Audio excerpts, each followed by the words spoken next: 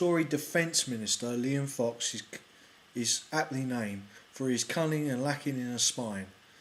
He recently, as recently as 2010, he said and leaked a letter that he wrote to David Cameron through the press, the Murdoch press, ironically, and the Telegraph, to say how he was resisting against Cameron's attempts to get defence cuts made of up to 10 to 20% in the armed forces. Yet today, on the 18th of July 2011, under the umbrella of the raging storm around the news of the world and the Rupert Murdoch empire collapsing and the death of a journalist, he has cunningly used this time to trying to get past the media and past us in the general blogosphere the fact that over 20,000 British Army soldiers will lose their jobs,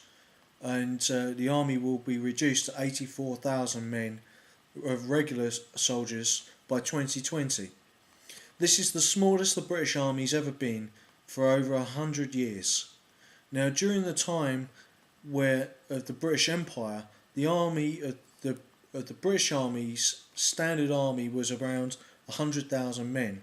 We were actually a smaller amount than at that time, despite the fact that there were many irregular forces which brought the total in terms of the Indian Home Army and the various colonial armies, which are modular systems which attached onto the British Army during the British Empire's time, to bring that total up to millions of men under arms, under British arms or in alliance with Great Britain.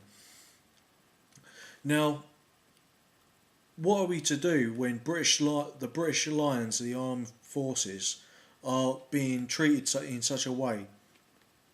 Does this lead, as Liam Fox would have us to believe, to a more flexible British Army that is not reliant on main battle tanks stationed in Germany, which seem to have no purpose? Well, the Libyan deployments in North Africa may well have been able to call on such forces of main battle tanks which are supposedly redundant, given that they're being replaced by mere refits of warrior armoured personnel carriers which are not built to sustain as much damage, or even worse, basically vehicles which are trucks with computers in, such as the American gas guzzling MRAP vehicles of that type, or the Striker vehicles, which are famously vulnerable to IEDs and other such improvised explosive devices and RPGs in Iraq, as was shown. Are we thus following the American lead here to lighter forces which are air mobile but perhaps ineffective in the actual battlefield? The whole point of defence is based on the prospects of uncertainty and insecurity in the global environment of different powers competing against each other. Now, I have said before in Cameron and Defence Cuts, the video that I did on this subject before, that I would be for a European army, armed forces, because I want Europe and England to regain their former power and to become a hyperpower. But I do not believe we can do this from a position of strength. Put yourself in France or Germany's point of view as the major military powers on the continent, or even Turkey if Turkey joins the EU. Are they going to be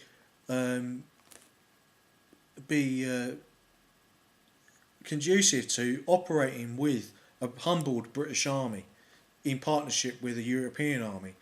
Or I would rather that the British Army joined from a position of strength to become the dominant force and the core of a European army, and thus our system of training, our system of procurement would thus filter through to the other European states, and thus the general character of the European armed forces would be British or English in character.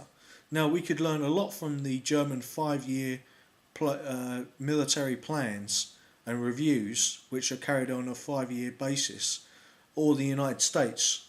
Now, the United States at present has a large reserve force, as Liam Fox said, but that is a hangover from the era of the draft, where the Americans were drafted in a national service.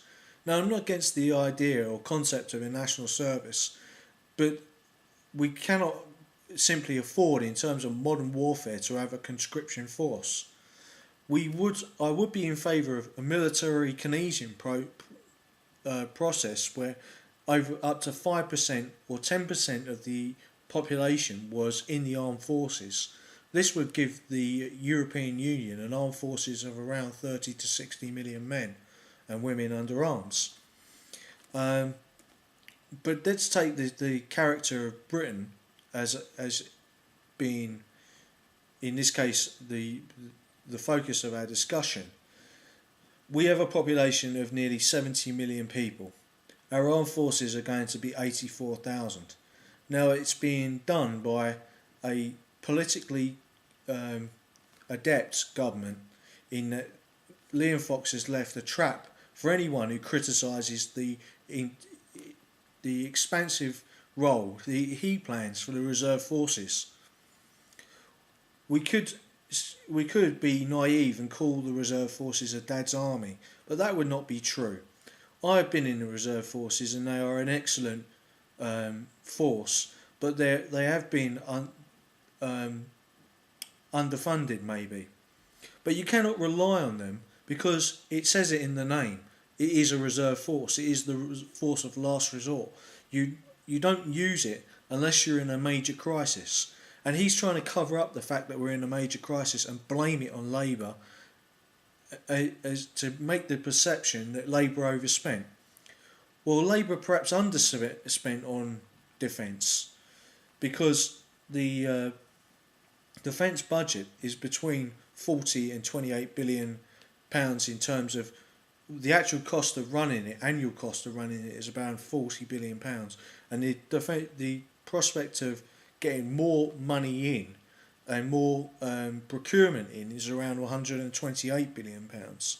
So we're in a ballpark figure. It's quite a large sum, but the tax take of Britain is over 2.7 trillion pounds. What is the larger number, Liam Fox? And we spend around 1.7% of our GDP on defence, and yet he's saying that we should cut it further.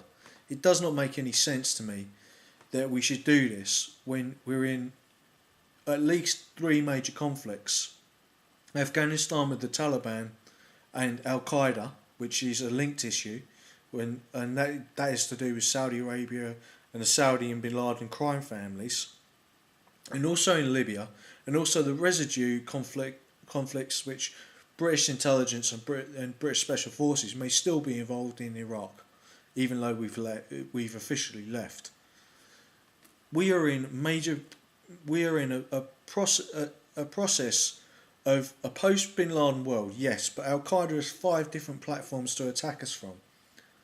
In North Africa, from Saudi Arabia, its main base, and Yemen, and the wider Middle East.